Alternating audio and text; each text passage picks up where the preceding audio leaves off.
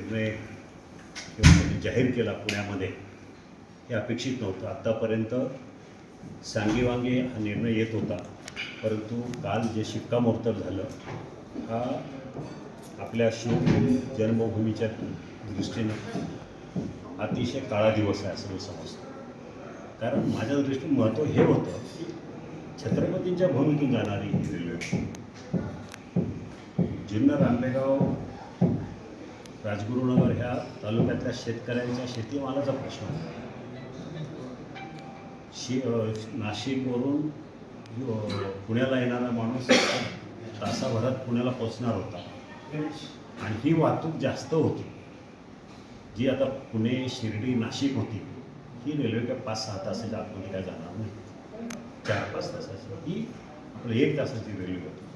तर ही अतिशय धक्कादायक आणि निराशाजनक बातमी आहे. आम्हाला तसा अंदाज होताच की हे घडतंय, हे होणार आहे, पण असं वाटलं होतं की वळसे पाटील असेल, मी असेल, आम्ही मुख्यमंत्र्यांना सांगत आलो की ही आपल्या दृष्टीनं महाराष्ट्राच्या दृष्टीनं हा मार्ग अतिशय महत्त्वाचा आहे. आमचा विश्वास होता की ते काहीतरी करते, परंतु त्यांच्या उपस्थितीमध्येच हा निर्णय झालेला आहे काल.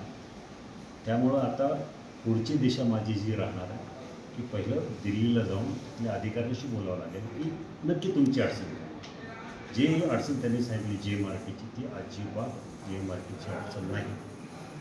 JMRT प्रकल्प तुम्ही 5 किलोमीटर लाईन इकडं तिकडं जर फिरवली तरी JMRTची काही अडचण नाही. ज्यामध्ये स्पष्ट हे आपल्याकडे ठेवायचं म्हणजे स्पष्ट लिहिलं की 5 किलोमीटरपर्यंत काही हे नाही आहे. 5 किलोमीटरच्या नंतर तुम्ही कुठे करा रेल्वे ते अलाउड आहे JMRTला. हा सगळा मोठा रिपोर्ट आहे, सायन्स रिपोर्ट आहे.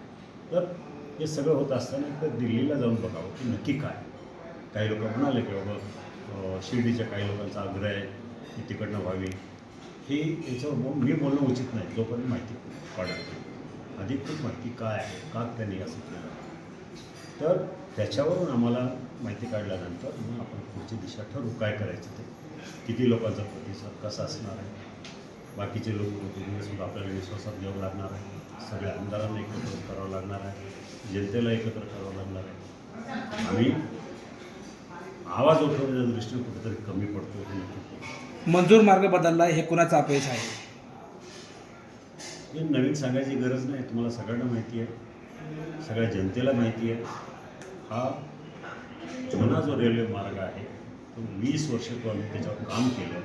20 वर्षानंतर त्याचा आम्ही लेआउट तयार केला, सगळं काय झालं, स्टेशनं ठरली, कुठं रॅकिंग करायचं, कुठं काय करायचं हे सगळं ठरल्यानंतर मंजूर झाला, भूसंपादन चालू झालं आणि त्यावेळेला माझा पराभव झाला. त्यानंतर